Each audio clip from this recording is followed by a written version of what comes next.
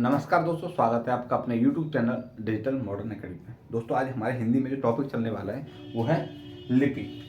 कौन सा? लिपि।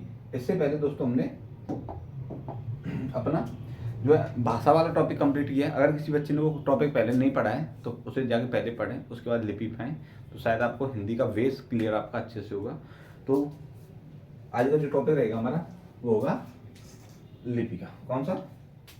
लिपि।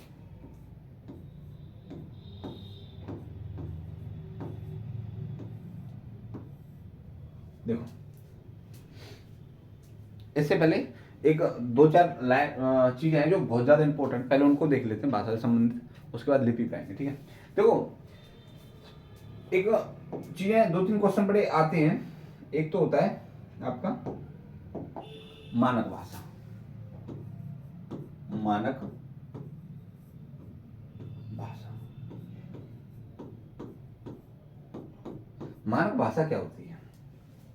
मानक भाषा क्या होती है मतलब भाषा का आदर्श रूप ही क्या कहलाता है? मानक भाषा कहलाता है। भाषा का आदर्श रूप क्या कहलाता है? मानक भाषा कहलाता है। यानी कि भाषा का शुद्ध रूप ही क्या कहलाता है? वो कहलाता है आपका मानक भाषा। लिख लो इसके बारे में थोड़ा सा, क्योंकि ये क्वेश्चन बहुत बार पूछा गया है और आ भी सकता है। भाषा का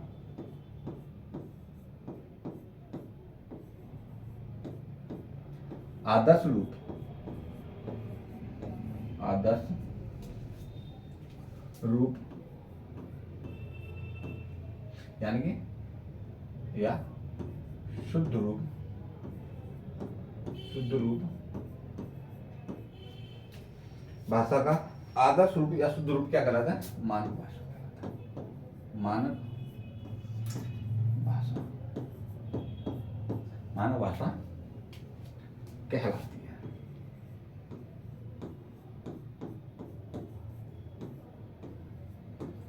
कौन सी कहलाती है?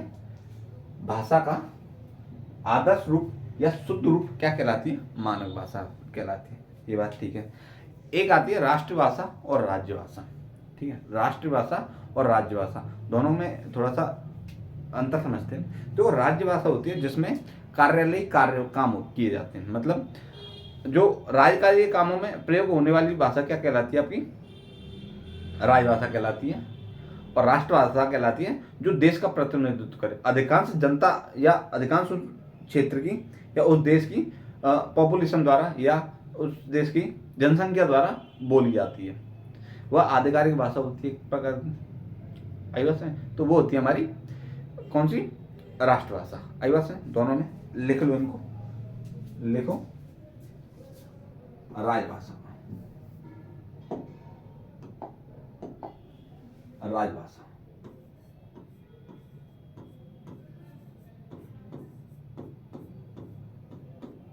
राजभाषा क्या होती है? देखो, इसे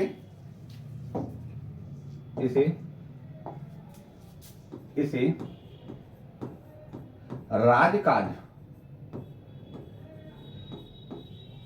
राजकाज मतलब राज्यों के कार्य जिस भाषा में होते हैं, राजकाज की भाषा भी कहते हैं, भाषा भी कहते हैं। इसे राजकाज की भाषा भी कहते हैं। इसके द्वारा, इसके या इसमें इसमें इसमें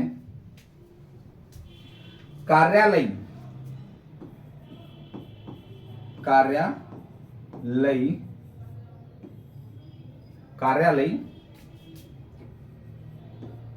काम किए जाते हैं।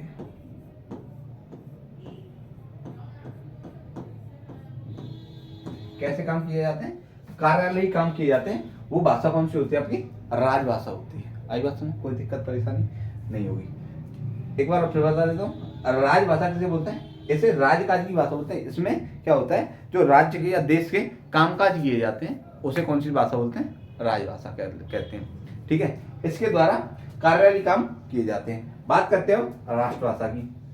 किसकी? राष्ट्रीय भाषा।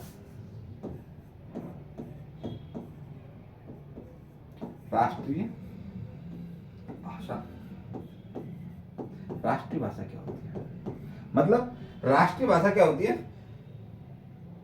वह भाषा जो देश के या राष्ट्र के ज्यादातर हिस्सों में बोली जाती है। ठीक है, ज्यादातर हिस्सों में बोली जाती है। दूसरी बात, ये राज्यकारी कार्यों के साथ साथ देश का प्रतिनिधित्व भी करती है। वो कौन सी भाषा होती है? अपनी राष्ट्रीय भाषा होती है। लिख लो, यह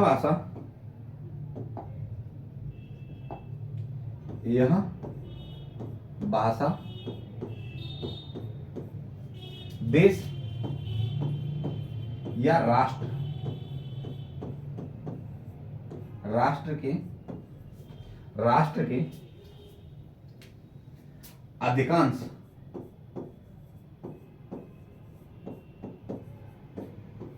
क्षेत्रों में या क्षेत्र में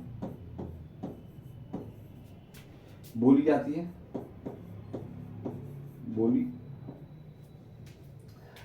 है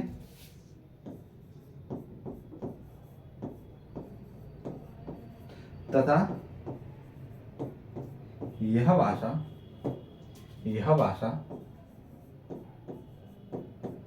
देश या राष्ट्र का प्रतिनिधित्व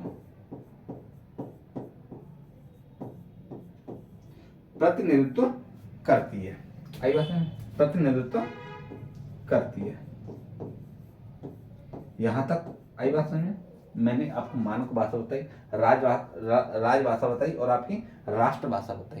तीनों मैंने बताई, तीनों को मैंने बड़े अच्छे से बताया। दोबारा बता देता हूँ। मानक भाषा क्या होती है? भाषा का आदर्श रूप।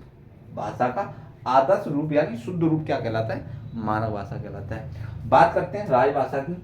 इसे राजकाज की भाषा भी कहते हैं। इसमें कार्यालयी काम किए जाते हैं, मतलब कार्यालयों के काम किए जाते हैं, लेकिन ये देश का प्रतिनिधित्व नहीं करती। मतलब एक पूरे देश में, राष्ट्र में इसे बोली नहीं जाती। पहली बात तो एक क्षेत्र में बोली जाती है। जैसे हमारे भारत देश की बात करें तो देखो, उत्तर भारत में हमारी हिंदी बोली जाती है, लेकिन दक्षिण भारत में तेलुगु, तमिल, मलयालम बहुत बड़े क्षेत्र में बोली जाती है। तो हमारी जो भाषा हिंदी है वो हमारी राजकाज की भाषा है, यानी कि राजभाषा, ना कि राष्ट्रभाषा। आई बात में? हमारी जो हिंदी है कैसी है? राजभाषा, न कि राष्ट्रभाषा। इसे पॉइंट को लिख लो, बहुत ज्यादा इंपॉर्टेंट है। बच्चे कंफ्यूज भी रहते हैं इसमें। लिख लो, यहां पे लिख लो पॉइंट बना के। हिंदी भारत की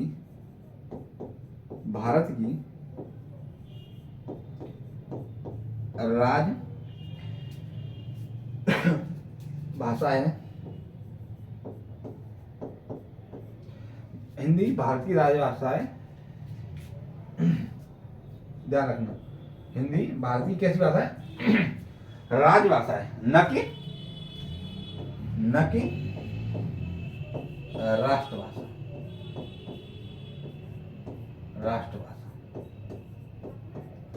यहां तक बात समझ में भाई? कोई दिक्कत परेशानी अगर हो तो मैं कमेंट में जरूर बताना। ठीक है, तो इसे आप पहले नोट करो, फिर उसके बाद इसकी आगे की कहानी देखते हैं। तो एक चीज समझ भाई कि भारत की कोई भी राष्ट्रभाषा नहीं है। भारत की कोई भी राष्ट्रभाषा नहीं है। भारत की राजभाषा है, वो है कौन सी? हिंदी। आई बात समझ? दिक्कत परेशानी कोई हो बताना। ठीक है, तो यहां तक इसे नोट करो, इसके बाद आगे देखते हैं।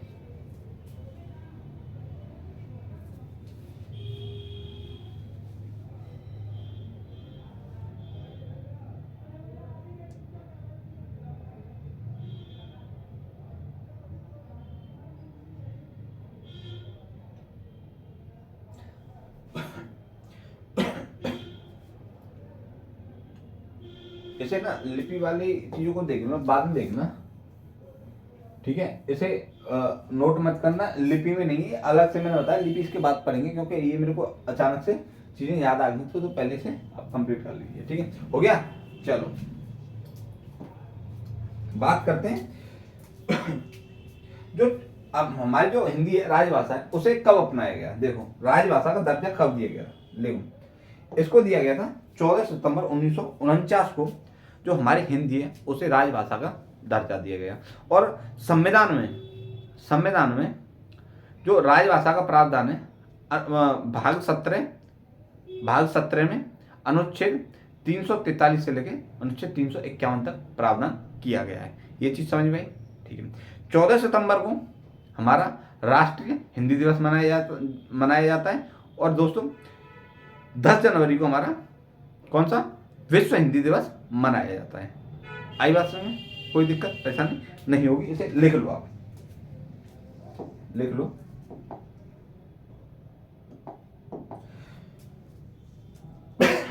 चौदह सितंबर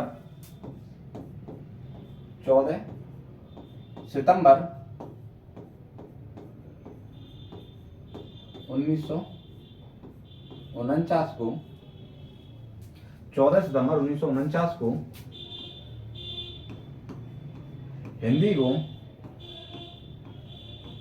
हिंदी को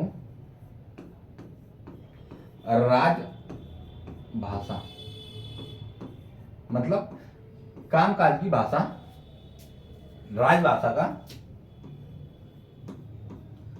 दर्जा दिया गया।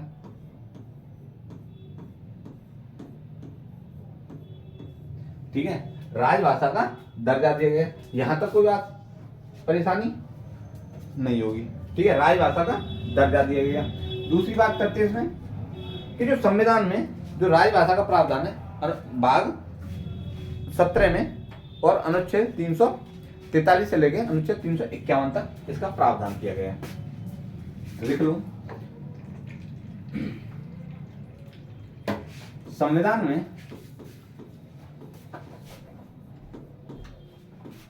में राजभाषा का प्रावधान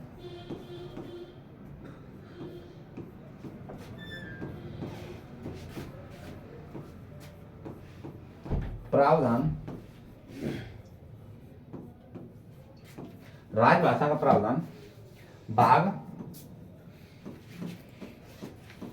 17 में और अनुच्छेद यहाँ पे लिखो। भाग 17 में अनुच्छेद 343 से लेके अनुच्छेद कहां तक 351 तक किया गया है।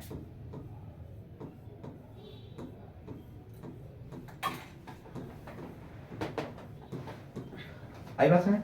एक और पॉइंट इसमें कि जो हिंदी है उसको राजभाषा का दर्जा कौन से अनुच्छेद के तहत दिया गया है? तो अनुच्छेद 343 के तहत। क्वेश्चन बहुत बार आता है और आप लोग करते भी हैं, बहुत से बच्चे गलत भी कर देते हैं। इसको देख लो कि हिंदी को राजभाषा का दर्जा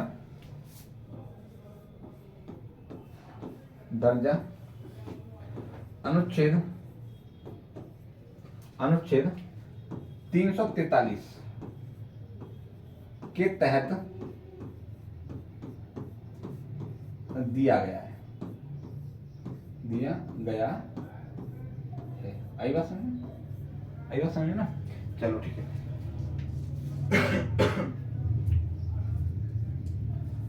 इसमें एक दो पॉइंट और है जो बहुत इंपॉर्टेंट है। जो राष्ट्रीय हिंदी दिवस कब मनाया जाता है? जब 14 सितंबर 1949 को जब हिंदी को राजभाषा का दर्जा दिया गया तो राष्ट्रीय हिंदी दिवस कब मनाया जाएगा? 14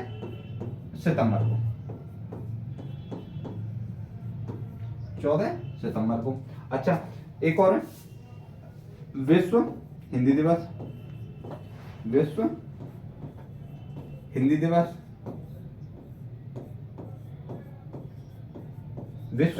है। ये कब मनाया जाता है? आपके 10 जनवरी को।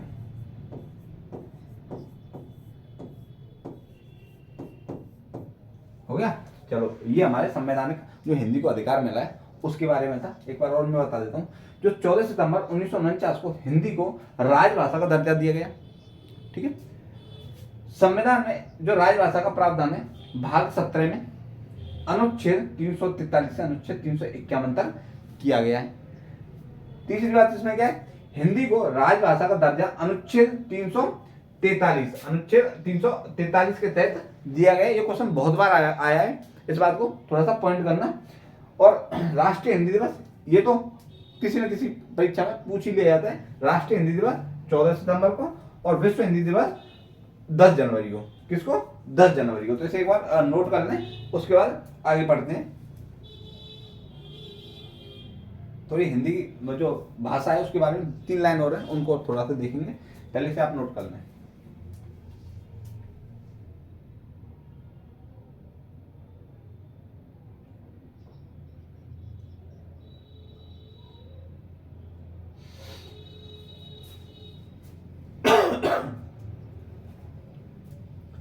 हो गया?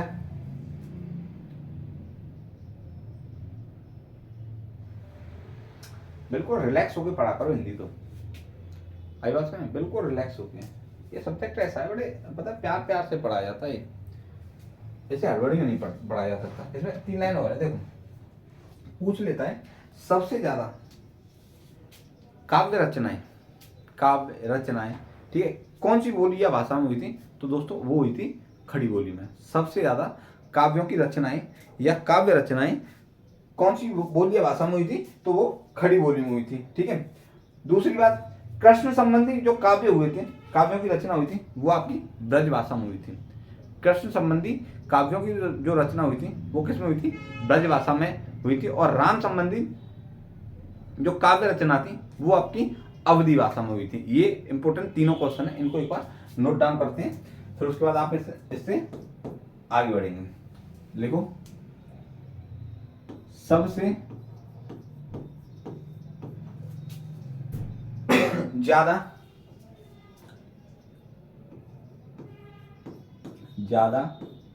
रचनाएं या काव्य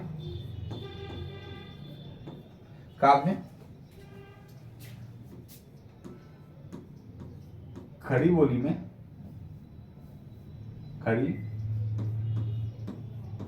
में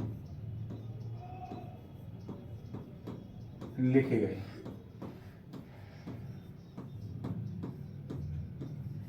किसमें?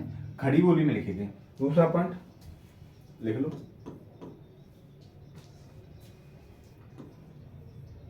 कृष्ण संबंधी काव्यों की रचना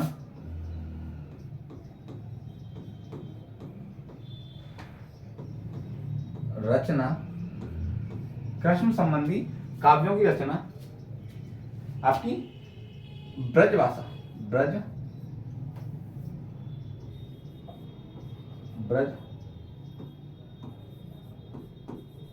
में की गई। मतलब जो कृष्ण संबंधी जितने भी काव्य रचे गए थे या लिखे गए थे वो किस भाषा में लिखे गए थे? आपकी ब्रज भाषा में। तीसरा पॉइंट है, राम से संबंधित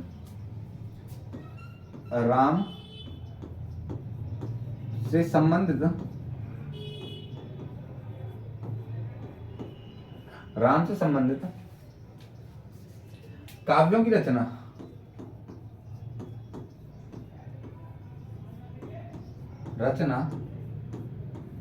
राम से संबंधित काव्यों की रचना अवधी भाषा में की गई। अवधी भाषा में की गई थी।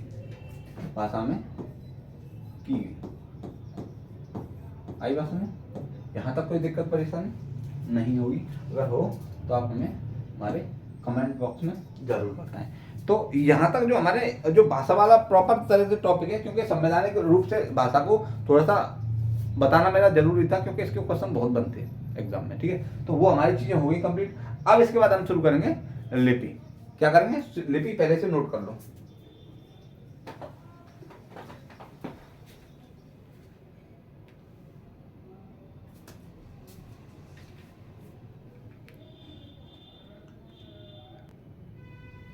हो गया। चलो अब बात करते हैं लिपि के बारे में। बात करते हैं लिपि के बारे में। लिख लो इसके बारे में थोड़ा सा, लिपि होती क्या है, और लिपि के बारे में थोड़ा सा आपको पहले समझाऊंगा। लिपि,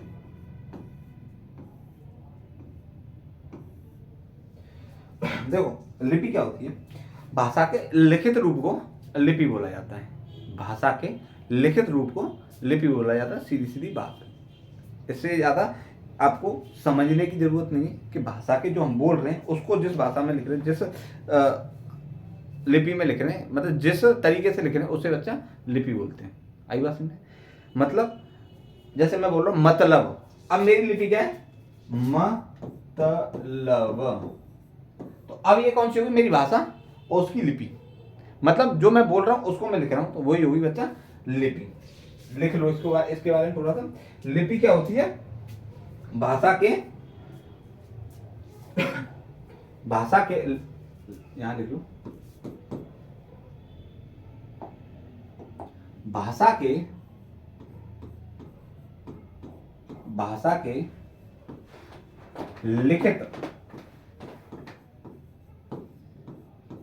लिखित रूप को लिपि कहते हैं। लिपि कहते हैं। आई बात? भाषा के लिखित रूप को लिपि कहते हैं। इसी हिसाब से अब लिपि में वर्ण होते हैं। लिपि में क्या होते हैं, वर्ण होते हैं। अब वर्ण किसे बोलते हैं, मतलब भाषा के लिए या भाषा की ध्वनि के लिए कुछ चिन्ह निर्धारित किए गए। भाषा की ध्वनि के लिए कुछ चिन्ह निर्धारित किए गए, उन्हें क्या बोलते हैं, वर्ण बोलते हैं। क्या बोलते हैं, वर्ण बोलते हैं। ध्यान रखना, भाषा की, देख लो, भाषा की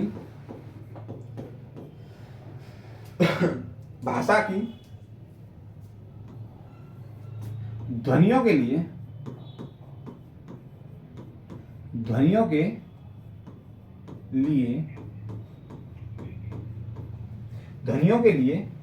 कुछ चिन्ह निर्धारित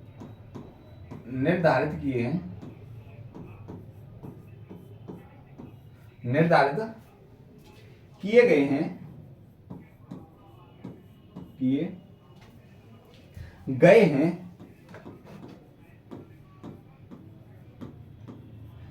कुछ चिन्ह निर्धारित किए गए हैं, उन्हें क्या बोलते हैं, उन्हें वर्ण कहा जाता है।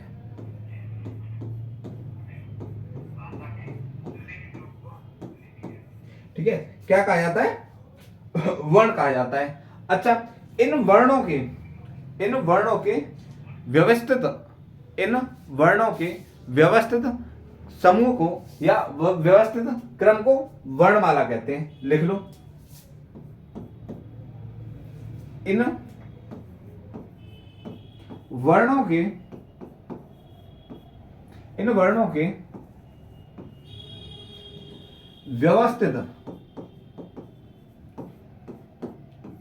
व्यवस्थित क्रम को, ठीक है, व्यवस्थित क्रम को क्या कहते हैं, व्यवस्थित क्रम को वर्णमाला कहा जाता है। वर्णमाला कहा जाता है। आई बात है, वर्णमाला कहा जाता है, लेकिन इसे लिपि नहीं बोला जाता। वर्णों के व्यवस्थित समूह को, व्यवस्थित क्रम को क्या कहा जाता है, या व्यवस्थित क्रम को या समूह को क्या बोला जाता है, वर्णमाला कहा जाता है। लेकिन वर्णों के सार्थक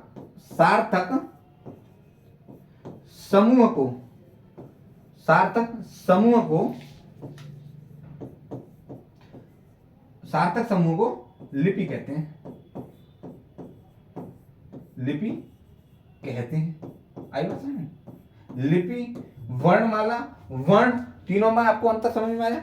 मैं दोबारा बताता हूं, भाषा के लिखित रूप को लिपि कहते हैं। आई बात समझ? भाषा के लिखित रूप को लिपि कहते हैं।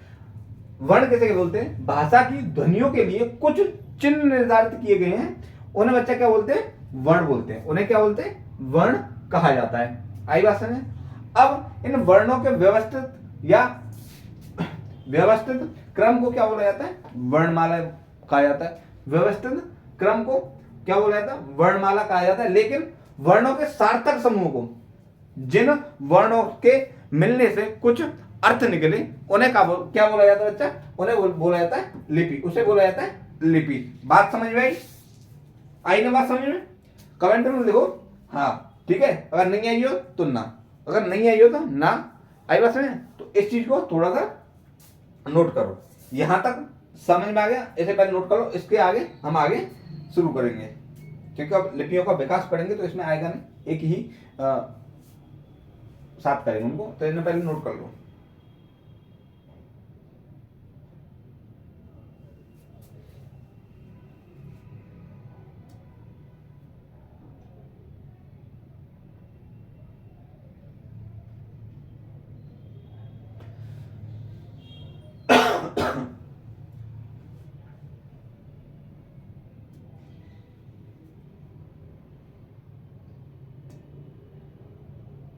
हुआ?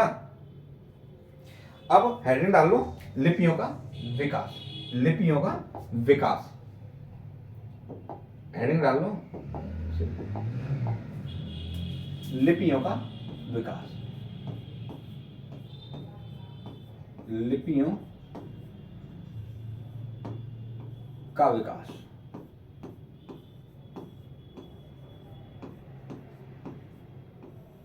लिपियों का विकास कैसे होता है और कैसे हुआ? देखो, सबसे जो पहले लिपि आई, सबसे पहले जो लिपि आई वो आई थी आपकी चित्रात्मक लिपि। कौन सी लिपि आई? चित्रात्मक। चित्रात्मक लिपि। देखो, अब मैं तुम्हें बता दूं, सबसे पहले चित्रात्मक लिपि, फिर उसके बाद आई आपकी प्रतीकात्मक लिपि। प्रतीकात्मक लिपि, फिर उसके बाद जो विकास हुआ लिपि का, वो हुआ आपका किसका? भाव चित्रात्मक का। मतलब भाव भी थे और चित्र दोनों के साथ उस लिपि का विकास हुआ। फिर उसके बाद होता है ध्वनि लिपि का। किसके बाद? भाव चित्रात्मक के बाद होता है ध्वनि लिपि का। लिख लो। फिर होता है प्रतीकात्मक।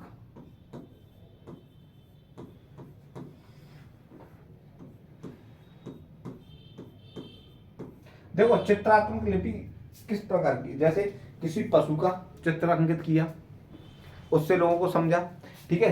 किसी मनुष्य का, किसी वस्तु का मतलब चित्र अंकित किए जाते थे, उस लिपि को कौन से लिपि बोलते हैं? आपकी चित्रात्मक लिपि।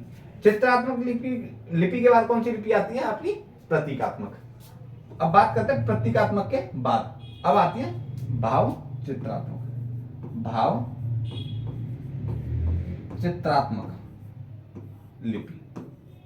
आई बात में? कौन सी? भाव चित्रात्मक लिपि। अब इससे विकास, इसके बाद जो लिपि आती है वो आती है ध्वनि लिपि, जो आज की डेट में जिस लिपि का हम यूज कर रहे हैं, ध्वनि लिपि। ध्वनि लिपि। और ये बच्चा दो भागों में बट जाती है। कौन कौन सी? ये जो लिपि है आपकी दो भागों में बट जाती है। एक आती है आपकी अक्षरात्मक लिपि, यानी सिंबलिक लिपि। अक्षरात्मक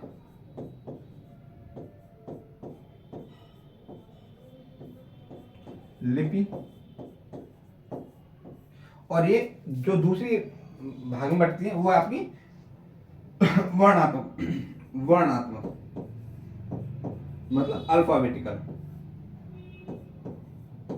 कौन सी? अल्फाबेटिकल लिपि में। इसमें जो लिपि आती है, इसके अंतर्गत जो लिपि आती है, इसके अंतर्गत आती है आपकी रोमन लिपि। रोमन लिपि। आई बात में? कौन सी लिपि? रोमन लिपि। और अक्षरात्मक के अंतर्गत आती है भारत की लिपियां। भारत की लिपियां। आई बात समझ? भारत की लिपियां किसके अंतर्गत आती हैं?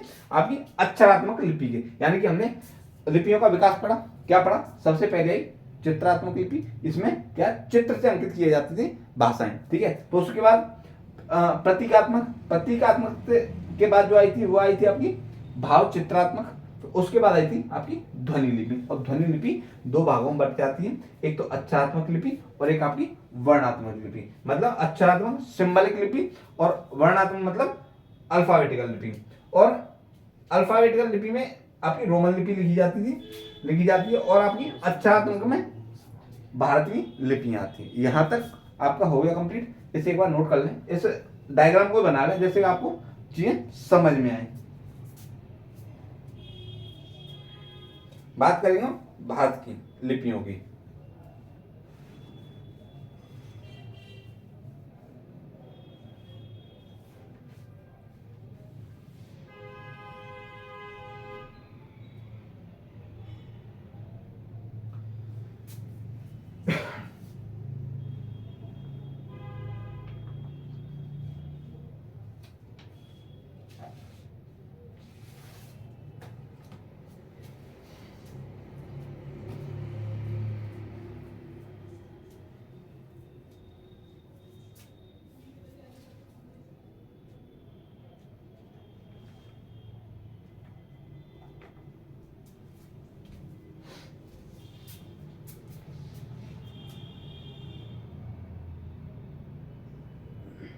हो गया, चलो अब बात करते हैं भारतीय लिपियों के बारे में। तो पॉइंट लिख लो,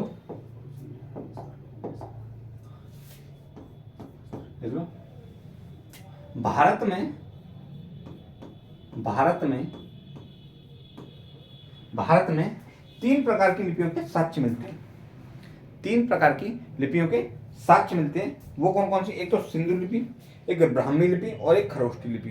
तीन लिपियों के साक्ष्य मिलते हैं, सिंधु लिपि, ब्राह्मी लिपि और आपकी खरोष्टी लिपि। ध्यान रखना, भारत में तीन प्रकार की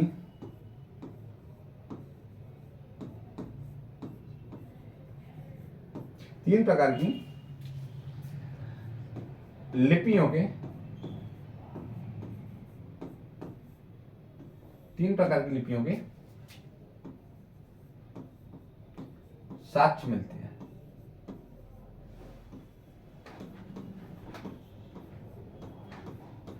कितने प्रकार की? तीन प्रकार की लिपियों के। जो पहला है, लिख लो, जो पहला है वो आपका सिंधु लिपि,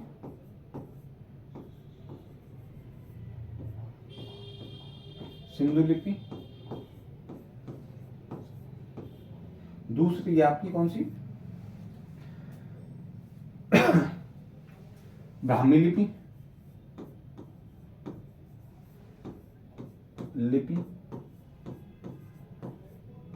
ठीक है, ब्राह्मी लिपि। और तीसरी दोस्तों हमारी कौन सी? खरोष्टी लिपि। खरोष्टी लिपि आई बात समझ? कौन सी लिपि? खरोष्टी लिपि। देखो, जो सिंधु लिपि थी इसको ना अभी तक पढ़ा गया और ना इसके बारे में कोई पुख्ता चीजें मिली, तो इसको छोड़ो। बात करते हैं हमारी ब्राह्मी लिपि की। इसके अंतर्गत आती है जैसे आपकी संस्कृत हुई, आपकी हिंदी, गुजराती। तो इस प्रकार की उत्तर भारत की अधिकांश लिपियां किसमें आती हैं? आपकी ब्राह्मी लिपि में आती हैं। खरोष्टी लिपि की बात करें तो इसमें उर्दू, अरबी, फारसी, इस प्रकार की जो लिपियां मिली। कौन सी लिपि? खरोष्टी लिपि की। इस प्रकार की जो लिपि है वो कौन सी है? खरोष्टी लिपि की है। यानी उर्दू, अरबी, आपकी फारसी, कौन सी लिपि की भाषाएं? आपकी खरोष्टी लिपि से, ठीक है। तो यहां तक समझ में आया? पहले से नोट कर लो, फिर सिंधु लिपि को पढ़ेंगे, फिर ब्राह्मी लिपि को, फिर खरोष्टी लिपि को। करो नोट इसे जल्दी, क्योंकि इससे ज्यादा क्वेश्चन पूछे नहीं जाते। पर लेकिन आपकी जानकारी के लिए मैं बता देता हूं, क्योंकि पूछ लेता है जो हिंदी किस लिपि से उत्पन्न हुई थी, तो किससे? ब्राह्मी लिपि से। संस्कृत से पूछ लेता है, आई बात है, इसको क्रम को मैं बताऊंगा आपको आगे, तो इससे पहले एक बार नोट कर लीजिए, फिर बात करेंगे सिंधु लिपि की।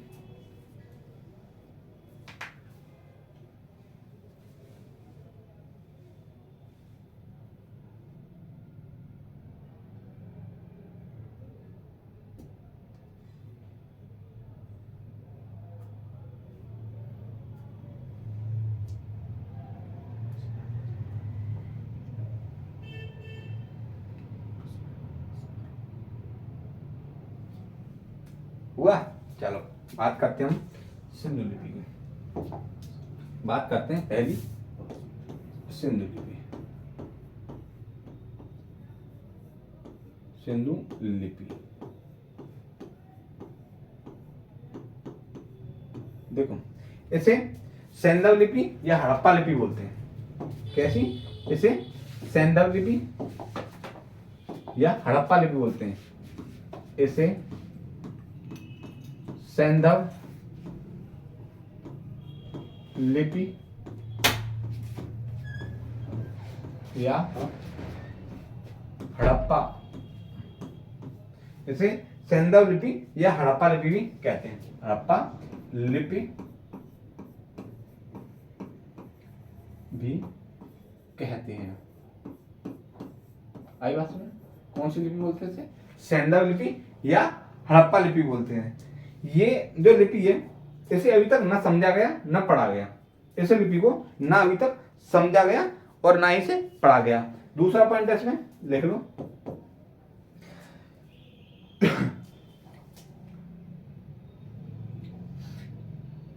इसे लिखो, यह लिपि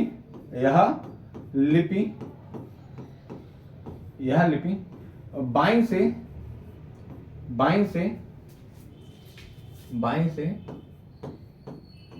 दाईं ओर लिखी जाती है।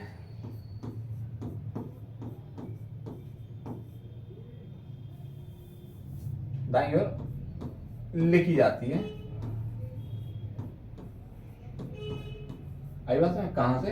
बाईं से दाईं ओर जो ये लिपि है लिखी जाती है। और दूसरी, यह लिपि लघु चित्रात्मक है। यह लिपि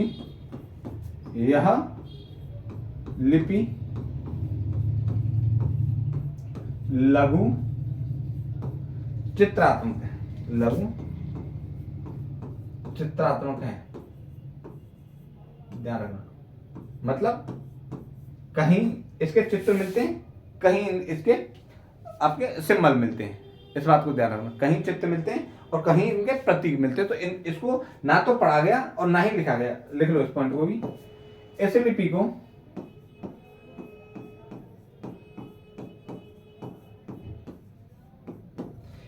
को अभी तक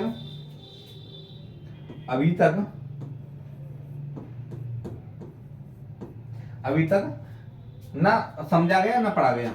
इस लिपि को अभी तक समझा या पढ़ा नहीं गया। आई बात समझ? बिल्कुल। मैं दोबारा बता दूं सिंधु लिपि के बारे में। यह लिपि सैंधव लिपि, इस लिपि को क्या बोलते हैं? सैंधव या हड़प्पा लिपि बोलते हैं। मतलब हड़प्पा कालीन लिपि बोलते हैं। इस बात को ध्यान रखना। इस लिपि को सैंधव लिपि या हड़प्पा कालीन लिपि बोलते हैं।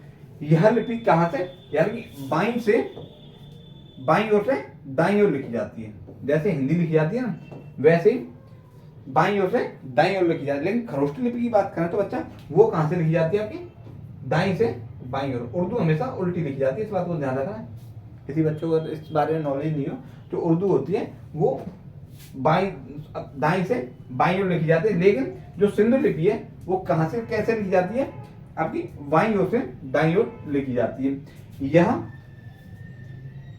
लिपि लघु चित्रात्मक है। मतलब इसमें कहीं तो आपके सिंबलों का प्रयोग हुआ है, कहीं इनमें क्या है? आपके चित्रों का देखा गया है। ठीक है, इस लिपि में। तो ये सारी चीज आपके समझ में आई होंगी, कोई दिक्कत परेशानी? चलो इसे नोट करो। फिर उसके बाद जो हमारे इंपॉर्टेंट है, जिससे हमारे हिंदी का विकास होता है, ब्राह्मी लिपि, उससे पढ़ेंगे शांति से। बस इतना इसमें ही। खरोष्टी लिपि को आपको पढ़ने की कोई भी आवश्यकता नहीं है, ना ये कहीं से पूछी जा रही, पूछ ली तो मैंने आपको इतना बता दिया कि उसमें कौन कौन सी भाषाएं आती है। इसमें एक चीज़ और उसमें नोट कर लेना कि यह लिपि जो कौन सी खरोष्टी लिपि, खरोष्टी लिपि आपकी दाईं से बाईं ओर लिखी जाती है। कहाँ से? दाईं से बाईं ओर लिखी जाती है। बस इतना सा उसमें और नोट कर लेना, बाकी का इसे नोट करो। फिर उसके बाद करते हैं हम कौन सी? ब्राह्मी लिपि। करो नोट।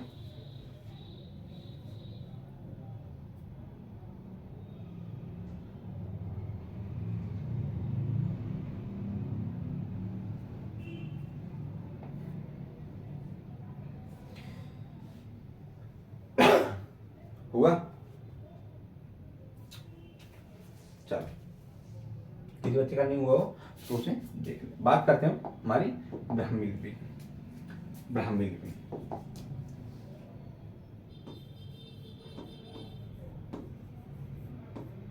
लिपि तो इसे थोड़ा सा गौर से पढ़ना, क्योंकि यहीं से हमारी हिंदी भाषा का विकास होता है। ध्यान रखना,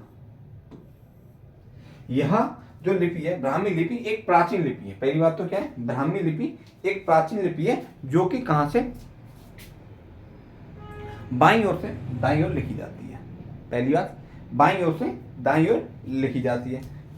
दूसरी बात इसमें क्या है कि ब्राह्मी लिपि सिंधु लिपि के बाद भारत में विकसित, प्रारंभिक मतलब भारत में विकसित, मतलब एक चीज को इसको दोबारा मैं बताता हूं। जो ब्राह्मी लिपि है, ब्राह्मी लिपि सिंधु लिपि के बाद भारत में विकसित सबसे प्रारंभिक लेखन लिपि है। मतलब सबसे पहली लेखन लिपि है। किसके बाद? आपकी सिंधु लिपि के बाद। इस चीज को थोड़ा सा ध्यान रखना। बस इसे मैं एक बार लिख देता हूं, फिर उसके बाद आगे समझेंगे, क्योंकि जितना समझेंगे उतना ही लिखेंगे।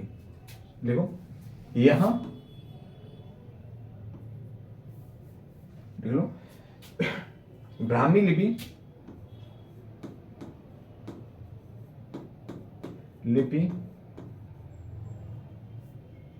ब्राह्मी लिपि एक प्राचीन लिपि है।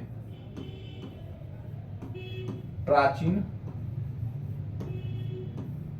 लिपि है, ध्यान रखना। कैसी लिपि है? प्राचीन लिपि।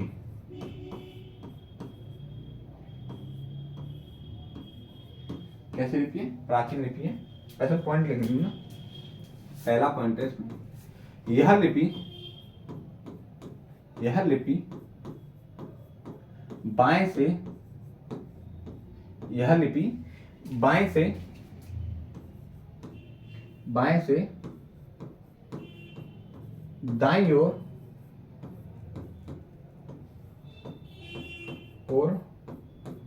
लिखी जाती है। दाईं ओर लिखी जाती है। आई बात समझ? बाईं से दाईं ओर लिखी जाती है। और इसको एक पॉइंट और लिख लेना, ब्राह्मी लिपि सिंधु लिपि के बाद, ब्राह्मी लिपि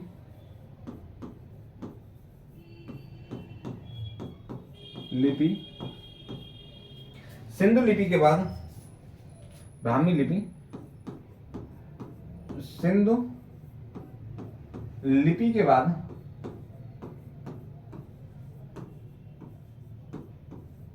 भारत में विकसित भारत में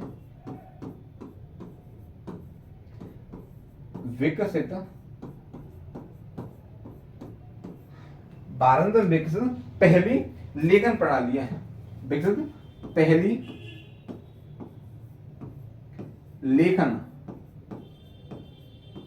लेखन प्रणाली है।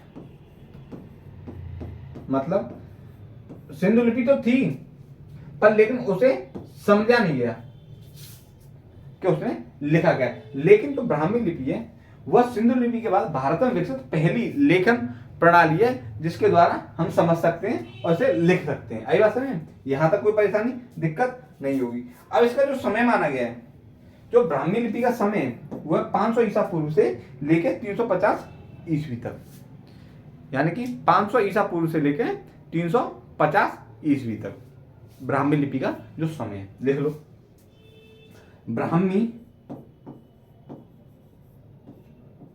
लिपि का जो समय काल है, लिपि का समय या काल कौन सा है, 500 ईसा पूर्व से लेके कहां तक, 350 ईस्वी तक। कहां से, 350 ईस्वी तक। ब्राह्मी लिपि का जो समय काल है वो 500 ईसा पूर्व से लेके 350 ईस्वी तक का है, ध्यान रखना, तक है। आई बात समझ, यहां तक दिक्कत परेशानी कोई है तो बताना। अच्छा, अब जो ब्राह्मी लिपि है, अब 300 ईसा पूर्व तक तो 500 ईसा पूर्व से 350 ईस्वी तक तो ब्राह्मी लिपि का काल था, लेकिन 350 ईस्वी के बाद क्या हुआ, ब्राह्मी लिपि दो भागों में बट गई। ब्राह्मी लिपि दो भागों में बट गई, एक तो उत्तरी ब्राह्मी और एक आपकी दक्षिणी ब्राह्मी। उत्तरी ब्राह्मी, दक्षिणी ब्राह्मी, इस चीज को थोड़ा सा नोट कर लो एक सेकंड। तो उसके बाद उसमें क्या है, डायग्राम बनेगा ब्राह्मी लिपि, तो उसका पूरा डायग्राम बनाएंगे अच्छे से, जिससे आप लोगों को अच्छे से समझ में आएगा। देखो ब्राह्मी लिपि देख लो, 350 ईस्वी के बाद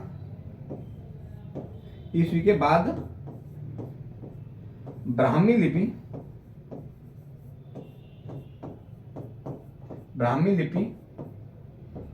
350 ईस्वी के बाद ब्राह्मी लिपि दो भागों में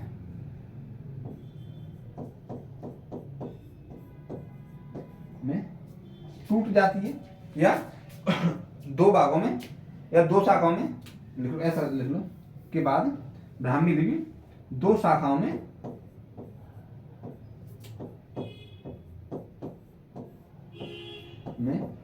बट जाती है। ठीक है, दो शाखाओं में बट जाती है। ठीक है, मैं एक बार इसको और बता रहा हूं, ये जो ब्राह्मी लिपि है,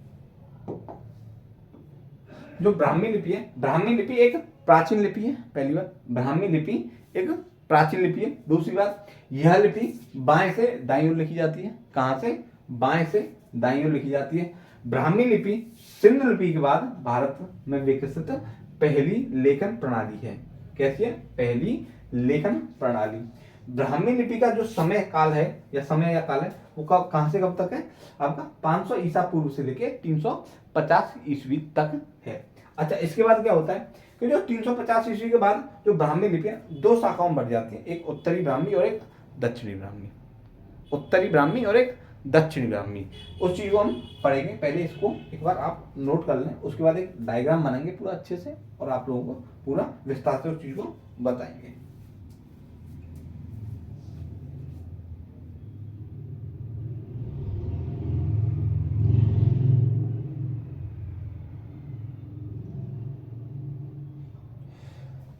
वैसे आप लोगों को समझ, हिंदी जो मैं पढ़ा रहा हूँ समझ तो आ रही है।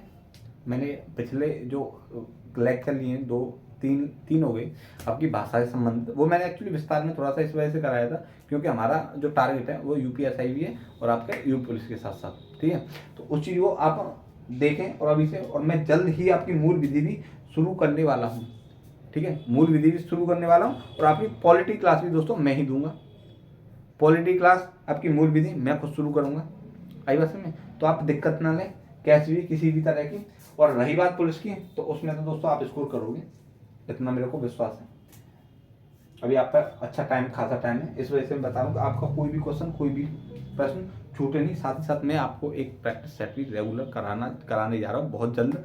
बस थोड़ी सी हमारी टीम का थोड़ा सा इशू चल रहा है, वो टीम जैसे हमारी कंप्लीट होती है मैं आपको वो चीज़, सारी चीज़ें प्रोवाइड कराऊंगा। तो ये चीज़ आपने नोट की।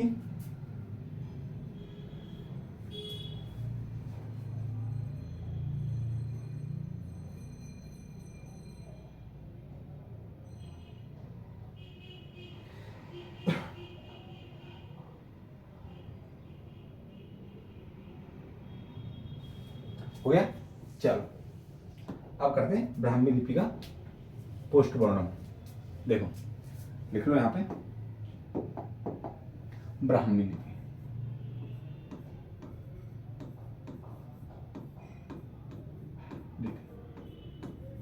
यार ज्यादा ऊपर हो गया, एक सेकंड यहाँ पे लिख लो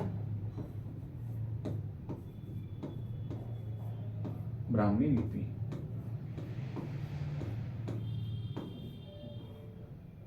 ब्राह्मी लिपि। इसी को थोड़ा सा देखना। अब देखो ब्राह्मी लिपि को देखते हैं। देखो ब्राह्मी लिपि दो भागों में बढ़ जाती है। कब? 350 ईस्वी के बाद।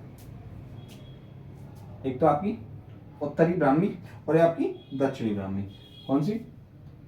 उत्तरी ब्राह्मी और दूसरी दोस्तों आपकी दक्षिणी ब्राह्मी।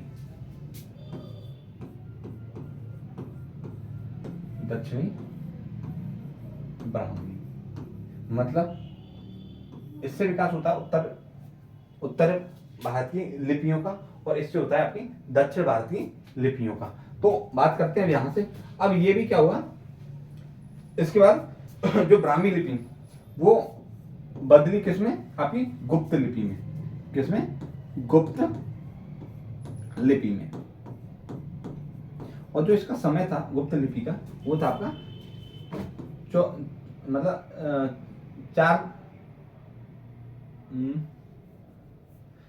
400 ईस्वी से लेके अपनी 500 ईस्वी तक का जो गुप्त लिपि का समय था वो था आपका 400 ईस्वी से लेके 500 ईस्वी तक, मतलब चौथी शताब्दी और 5वीं शताब्दी का। उसके बाद जो ब्राह्मी लिपि, जो गुप्त लिपि है, ये भी दो भागों में बढ़ जाती है। एक होती है आपकी नागरी लिपि, नागरी लिपि, और दूसरी होती है आपकी शारदा लिपि। कौन सी? शारदा लिपि।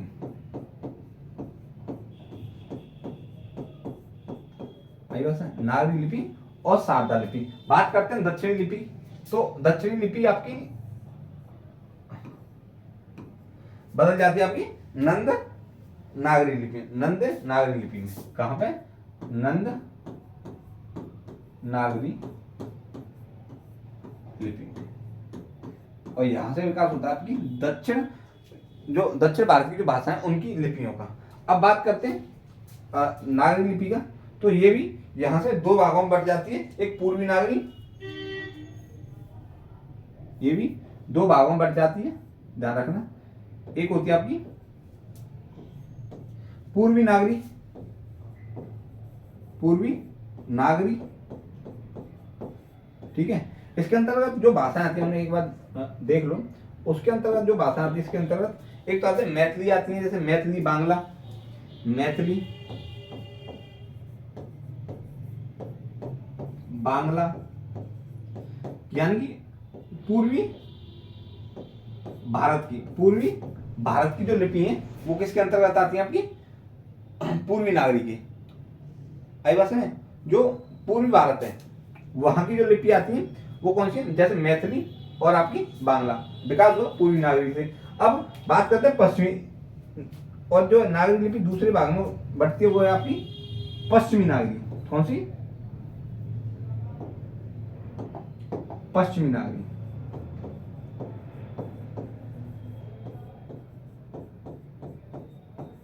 कौन सी? पश्चिमी नागरी। और दोस्तों इसके अंतर्गत कौन कौन सी भाषा आती है देख लो। एक तो आपकी देवनागरी आती है, एक गुजराती आती है। देखो जैसे देवनागरी हो गई, गुजराती, महाराष्ट्री हो गई, और साथ ही साथ दोस्तों आपकी हो गई आपकी एक राजस्थानी। मतलब आई बात है? इसमें एक बात समझो, जो पश्चिमी नागरी थी उसके अंदर जो पश्चिम भारत की जितनी भी भाषा उनकी लिपियां आती हैं आपकी पश्चिमी नागरी। बात करते हैं शारदा की। तो दोस्तों शारदा के अंतर्गत आती है कौन कौन सी? आपकी गुरमुखी, ठीक है, कश्मीरी, लहंदा और आपकी टाकरी। गुरमुखी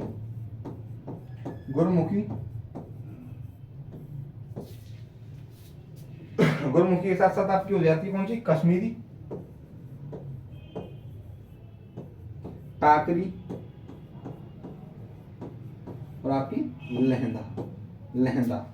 लहंदा जो लिपि है वो आती है आपकी किसके अंतर्गत? आपकी सादा लिपि के अंतर्गत। आई बात है। इसे मैं दोबारा बताऊंगा एक बार शांति से, अभी मैंने लिख लिया, डायग्राम आपका बन गया। देखो ब्राह्मी लिपि का जो विकास था कब से कब तक था, 500, जैसे एक बार ध्यान दे लो, 500 ईसा पूर्व से लेके 350 ईस्वी तक। देखो बच्चा को, कोई भी दोस्त है मेरे भाई हैं, उनको इस चीज की थोड़ी नॉलेज रखनी चाहिए कि जो ब्राह्मी लिपि का विकास है वो कब से कब तक है, 500 ईसा पूर्व से लेके 350 ईस्वी तक। अच्छा, जो ब्राह्मी लिपि का विघटन हुआ है किसमें, दो शाखाओं में बट जाती है, आपकी उत्तरी ब्राह्मी और आपकी दक्षिणी ब्राह्मी। कौन सी, उत्तरी ब्राह्मी और दक्षिणी ब्राह्मी। अच्छा, जो पहले उत्तरी ब्राह्मी के बारे में बात कर लेते। ये जो उत्तरी ब्राह्मी, इसका विकास होता है किस किस रूप में, गुप्त लिपि के रूप में। किस रूप में, गुप्त लिपि के रूप में। ठीक है, उसके बाद जो गुप्त लिपि है वो दो भागों में टूट जाती है, एक नागरी लिपि और एक शारदा लिपि। कौन सी लिपि, नागरी लिपि और शारदा लिपि। अब नागरी लिपि टूटती है आपकी पूर्वी नागरी और पश्चिमी नागरी।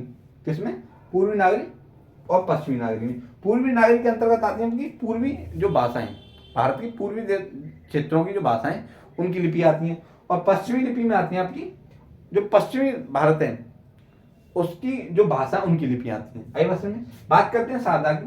शारदा लिपि के अंतर्गत आती है आपकी गुरुमुखी, कश्मीरी, टाकरी, लहंदा। आई बात में, कौन सी, गुरुमुखी, कश्मीरी, टाकरी, लहंदा, ये आती है किसके अंतर्गत, आपकी शारदा लिपि के अंतर्गत। बात करते हैं दक्षिणी लिपि की, दक्षिणी ब्राह्मी की, तो वो बदलती है आपकी नंद नागरी में, और इसके अंतर्गत आती है दक्षिण भारतीय, दक्षिण भारत की लिपियां। आई बात है, दक्षिण भारत की लिपियां आती हैं किसके अंतर्गत, नंद नागरी के अंतर्गत। तो दोस्तों इसे एक बार नोट कर लो, ऐसे जो मैंने बिल्कुल ऐसे के ऐसे छाप देना कॉपी में, जिससे कि आपको दिक्कत नहीं हो बाद में रिवीजन करने के लिए। तो इसे एक बार छाप दो, ऐसे ही छाप दो, ऐसे ही इसे समझ लो, छाप दो।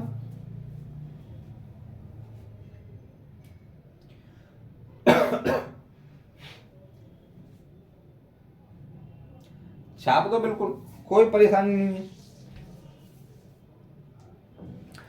देखो मैंने कितने अच्छे से आपको बिल्कुल बेस आपका कंप्लीट करा दिया हिंदी का, आपकी भाषा कंप्लीट करा दी मैंने, अच्छे से कराई है। ठीक है, उससे अगर कहीं से, मैं ये बोल रहा हूँ कहीं का भी कोई क्वेश्चन ले आना वनडे एग्जाम का, मैं ये बता रहा हूँ दोस्तों, कहीं से भी एक क्वेश्चन बाहर नहीं जाएगा। मैं 100% गारंटी ले रहा हूँ, कोई 90 के लिए मैं 100% गारंटी ले रहा हूँ। जो मैंने पढ़ाया और उससे बाहर कोई क्वेश्चन निकाल दो। अब ऐसे तो नहीं है कोई उल्टा सीधा को क्वेश्चन दिया है, जो व्हाट्सएप क्वेश्चन होते हैं उनको छोड़ के जो एग्जाम में पूछे गए क्वेश्चनों की बात कर रहा हूँ मैं, तो 100% उसी में से फंसेंगे, कहीं से बाहर भी नहीं आते, ना आएंगे। आई बात समझ, तो उन चीजों को थोड़ा सा नॉलेज में रखना। इसे नोट किया, नहीं किया तो मुझे बता दो।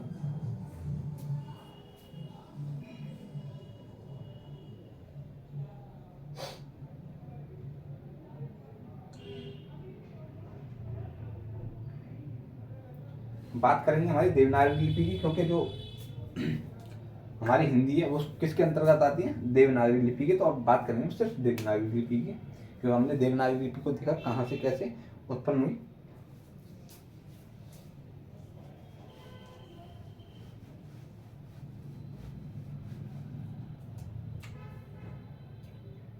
हो गया, चलो बात करते हैं बच्चा दोस्तों किसकी, देवनागरी लिपि की। देवनागरी लिपि,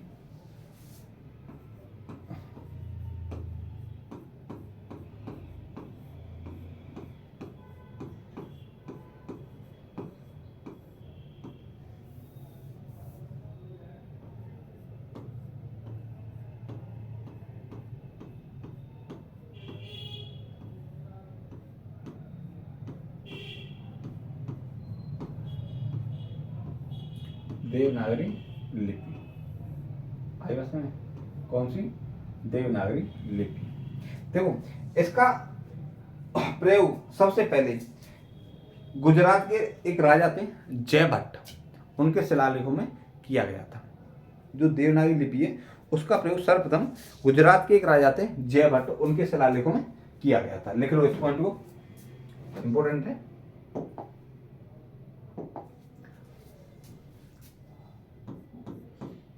इस लिपि का इस लिपि का सर्वप्रथम प्रयोग, इस लिपि का सर्वप्रथम प्रयोग, सर्वप्रथम प्रयोग गुजरात के राजा, गुजरात के राजा जयभट्ट,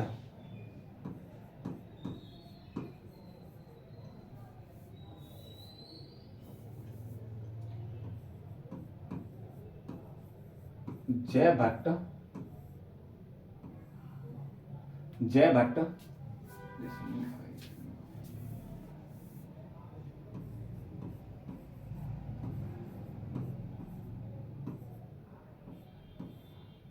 जयभट्ट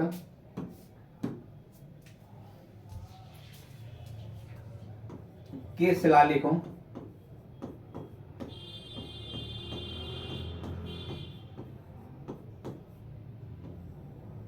शिलालेखों में किया गया। किसमें? जयभट्ट के शिलालेखों में किया गया था। अच्छा, इसका दूसरा पॉइंट है, इसकी जो देवनागरी लिपि, इसकी एक व्यवस्थित वर्णमाला है। देवनागरी लिपि की एक व्यवस्थित वर्णमाला है, लिख लो। देवनागरी लिपि की, देवनागरी लिपि की एक व्यवस्थित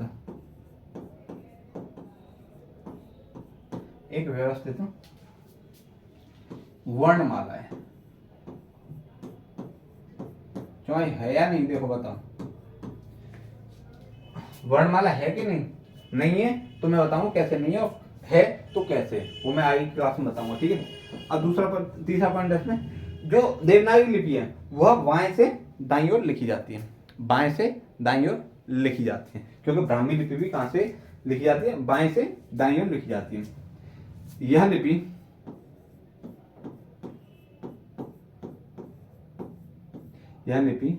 बाएं से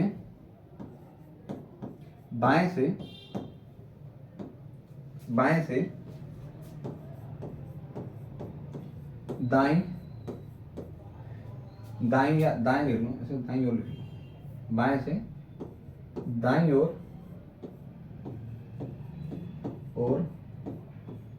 लिखी जाती है,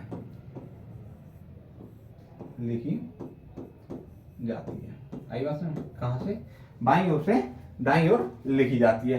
तीसरा पॉइंट, चौथा पॉइंट इसमें, इस लिपि में एक ध्वनि के लिए एक वर्ण का प्रयोग है।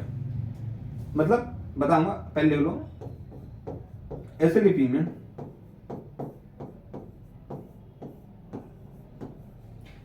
में एक वर्ण के लिए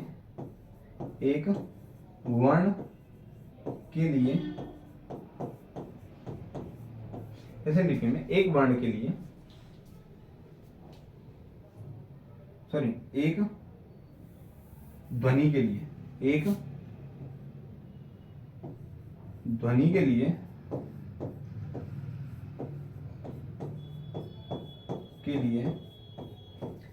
एक वर्ण का प्रयोग किया गया है।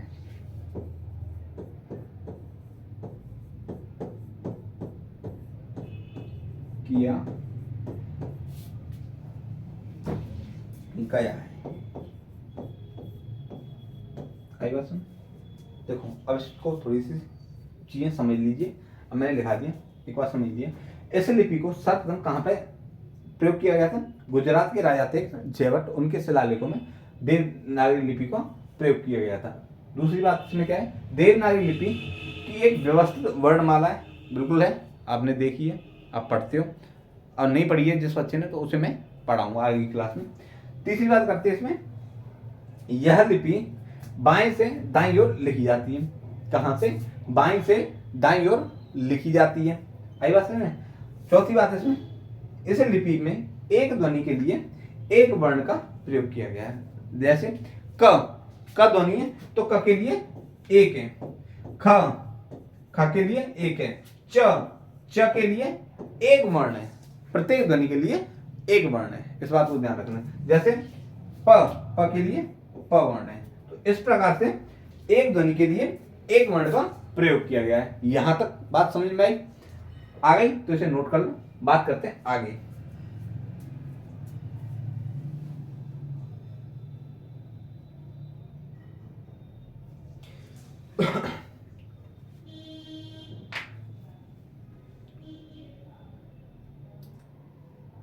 वैसे आपको मजा आ रहा है ना पढ़ने में? आना भी चाहिए, आना भी चाहिए। थोड़ी सी मैं क्लास लंबी इस वजह से करा रहा हूँ क्योंकि ये टॉपिक ऐसा है कि इन टॉपिकों में थोड़ा सा एक ही मैं चाहता हूँ एक ही क्लास में ये पूरा टॉपिक कंप्लीट हो जाए, तो मेरे हिसाब से सही है। इस वजह से दोस्तों मैंने जो है इतनी लंबी क्लास की है। इसमें थोड़ी सी नहीं, 5-6 मिनट की क्लास हो रही है, ज़्यादा नहीं है, तो इसे थोड़ा सा देख लें। चलो ठीक है, ओके। चलो बात करते हैं अब। जो देवनागरी लिपि है उसके अंतर्गत आने वाली भाषाएं कौन कौन सी हैं? लिख लो, लिख लो। देवनागरी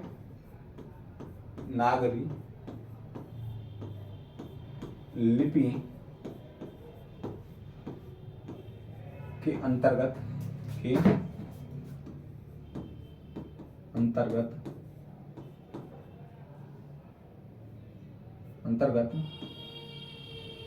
आने वाली भाषाएं।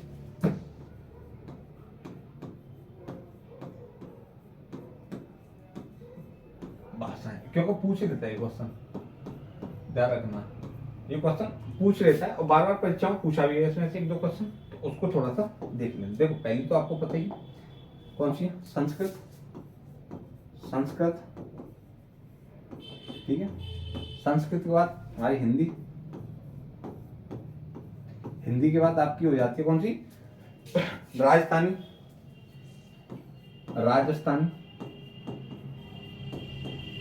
आपकी दूसरी हरियाणवी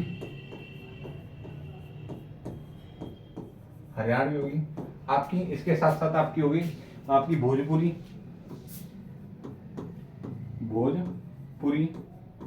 साथ साथ एक होगी नेपाली। ठीक है, कौन सी होगी? नेपाली होगी। बात करते हैं आगे, मराठी होगी, मराठी, कश्मीरी। ठीक है, बोलते हैं सारदा के अंतर्गत भी आते हैं, तो कुछ लिपियां जो है कश्मीरी की भी किसके अंतर्गत आती हैं? आपके कश्मीरी, आपकी देवनागरी के अंतर्गत भी आती है। ठीक है, होगी आपकी नागपुरी, होगी नागपुरी। आपकी बोडो हो गई, आपकी डोंगरी, आपकी संथाली,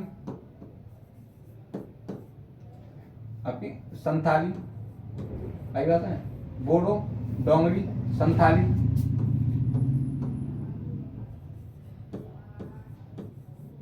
बोडो, डोंगरी, संथाली। और देख लो आपकी एक होती है खस, मैथिली।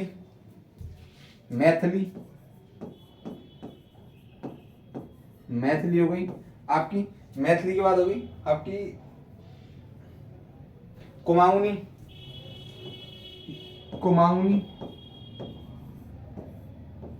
ठीक है, तो ऐसे तो बहुत हैं, पर जो इम्पोर्टेंट है मैंने वो आपको करा दिए। तो इसे एक बार देख लो। अरे एक पॉइंट और लिख लो, एक पॉइंट है जो इम्पोर्टेंट है, क्रम पूछ लेता है किसका? हिंदी के विकास का, हिंदी लिपि के विकास का। जैसे देखो ब्राह्मी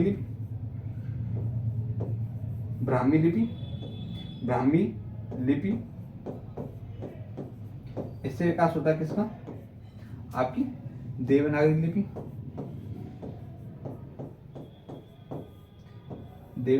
या लिख लो गुप्त लिपि, लिख सकते हैं गुप्त